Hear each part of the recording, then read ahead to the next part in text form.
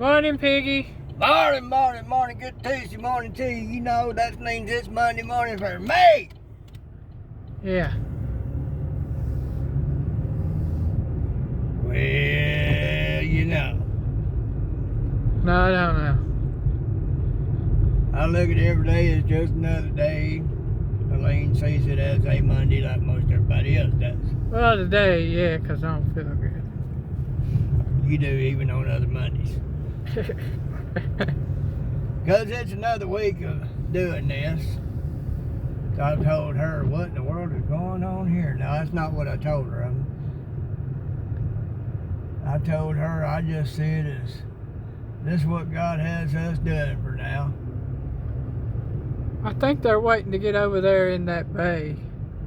They may be. Only thing I can figure. Yeah.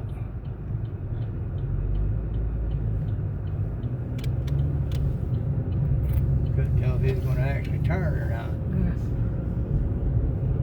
Freaked me out there for a second. Well, I mean, the bay's empty, so.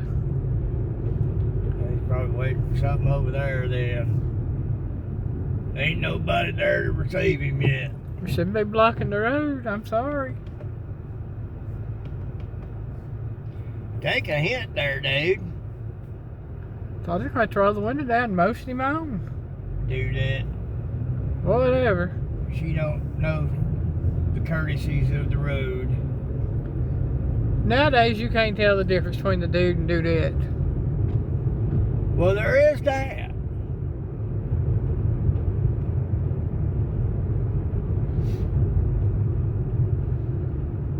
Might just start calling them dudettes.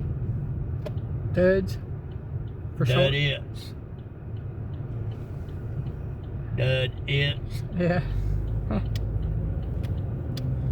Because you just can't tell. Some people would reel at this, but, you know, the Bible says there's male and female. The male's not supposed to try to look like a female, and the female's not supposed to try to look like the male. Because we each have a role. Like it or not, we each have a role. Hmm.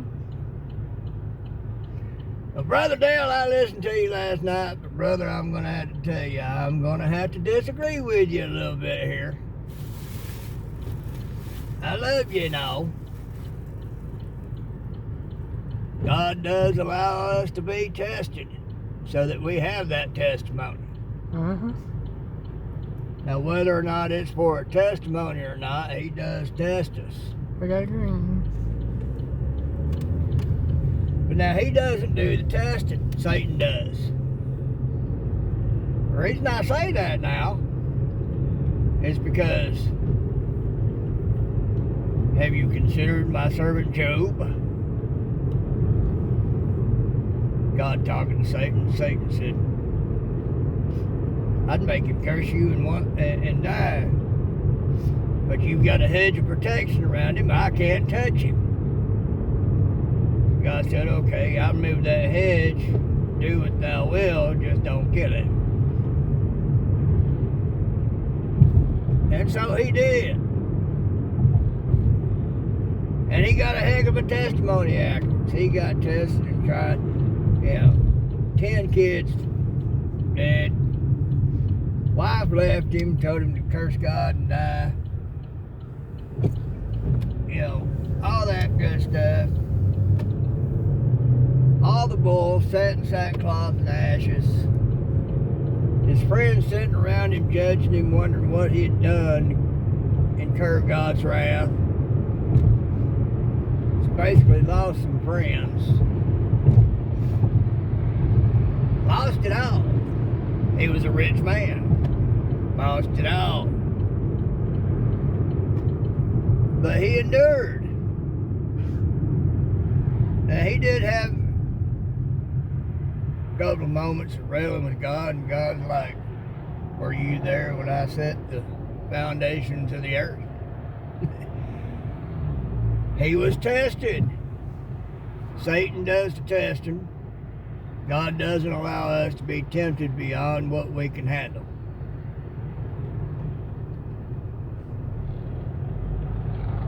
I've been done similarly. When I was in the Marine Corps, I was around, I like to call themselves a family, well, over in the East, Philippines and other such places. Family is known as a cult. There was witches and warlocks and wizards and sorcerers and all kinds of that ilk. They were afraid of me. They wanted to please and appease me. You know, I was being given a taste of power and control. Could have had women galore and any kind of sex I could have thought of. Didn't go there. Didn't go to other places either. As one girl tried to say things very bad, had others that were wanting to go out and make her disappear because of it. I told them they better not touch her. They deal with me, so they didn't deal with. They didn't do nothing, but told them just to bring her to me, let me have a talk with her, ask her why. Got that straightened out. But the point is, I was tested. That ain't the only test I've had. I've failed some, trust me. The reason I failed them was because God had places for me to go and to be. Because He had things for me to do there. That's why I failed those tests. You also got to consider Paul. Paul had a thorn in his side that he kept asking God to remove. And since he spent a lot of time where he was, I can about imagine what that thorn was. God told him, my grace is sufficient for thee. So that was a part of his test. We do get tested. We do get a testimony out of it, but whether or not the test is for a testimony or it's just for God to strengthen us so that we learn new depths and heights of faith, which is more likely. But we can tell those stories for testimony, for others to know, like you said, you ain't the only one going through something. I wholeheartedly agree with you on that one. Untold billions of people that have lived and are going to live throughout time. Ain't none of us unique in that. If we don't go through the exact same thing, we're going to go through something very similar, close enough. You know, like me, I'm disabled, 100%, nerve damage to the spinal cord. You know, my brother Philip, my little sister's heavy. You know, he don't have the nerve damage, but he did suffer a broke neck. Yep. Through a tornado. Mm-hmm. You know, so he's still able to go and do. I'm not. But he understands. You know, he has a little something he does for pain every once in a while. Some people call it Mary, some people call it Jane. You know, I can't believe they trust me, there's been times I've been tempted to partake of a little bit of that just to see.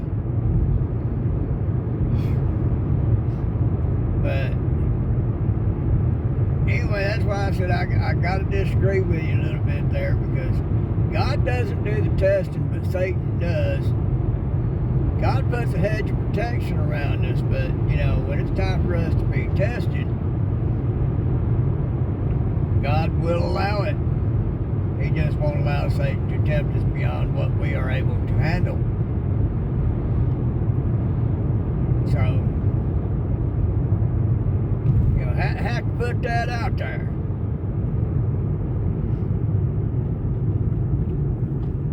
That's how we learn from each other. Now, like you, I ain't no preacher, at least I don't claim to be, even though I have had people thank me for preaching to another. I didn't think I was preaching. I thought just teaching. But sometimes teaching and preaching are one and the same. Because if you don't learn something from the preaching, then the preaching wasn't any good. If you hadn't had your toes stepped on from the preaching, you ain't learned nothing. That's the truth. You just had your ears tickled. You know. Now, I don't go to churches because there's too many of them, got too much corruption in them.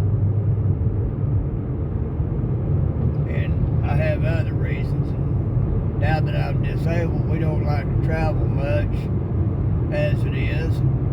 It's hard on us to do so. Bull over there without his lights on. And being on a fixed income, can't really afford it no how. God knows. But we do our giving in other ways, and then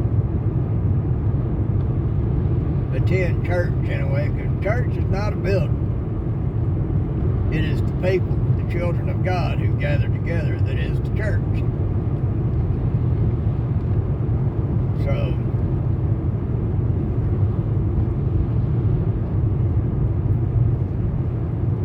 but anyway, that's how we learn from each other. Gonna have to disagree with you on that one.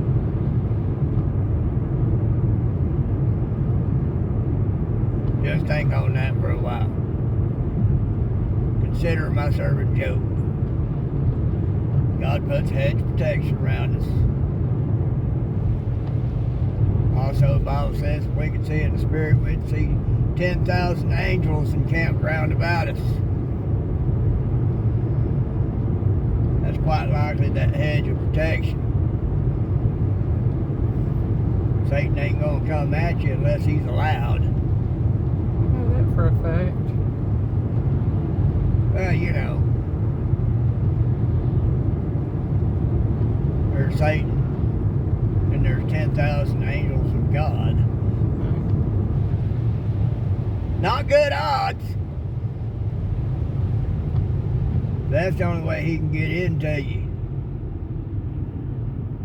Is if those angels are told to stand back. I got something going on here. And that's how that works. So can you imagine how many angels there are on this earth surrounding the children of God?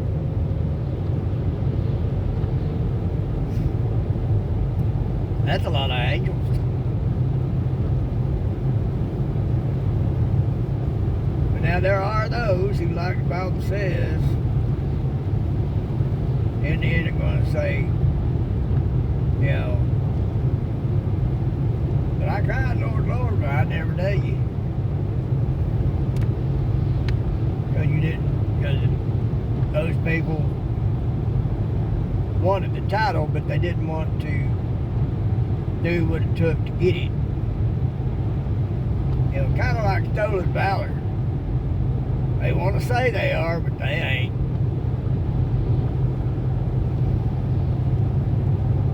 That's still a lot of angels. Could you imagine, for each child of God, 10,000 angels encamped round about them? Can you imagine all the things that we're being saved from? We wouldn't be able to count them. That's how many dangers there are in this world. We're being protected. No, it ain't easy. Yeah, it is hard, but I'll agree with you that it ain't too hard. Extremely difficult, yeah. But it ain't too hard if your heart desires God. You truly love God, truly desire God, it ain't too hard. But it is extremely difficult. Like me with this disability, it's extremely difficult to sit around knowing I can't do much of nothing. Oh, we got a popo over here. Good for Popo. Looks like he got somebody pulled over there. Looks like. He getting his donut money. Them Krispy Kremes are expensive. Right. But I console myself with the fact that this is what God has for me to do. So be it. You know, I'm a man who used to could lift, pull, and push massive amounts of weight that you would not believe I could deal with, to go into having a hard time holding a gallon pitcher of water up. Every once in a while I have to use the other hand to help tip it. Yeah. That's hard. But it's obviously not too hard. I'm doing it. I'll agree with you on that one. It's not too hard. It's kind of like saying, just do it. Kind of like waking up every day and living that life. You might as well have a great day. Because you got to live good anyhow, so you might as well smile. But the only other option is to curl up and die, and that ain't an option. So, anyhow, a little something different there. We're going to go up there and get some of that fuel additive. So I can put it into the tank when we get gas. Then we're going to go home and have me something to eat. So, y'all think about it, Piggy Daisy.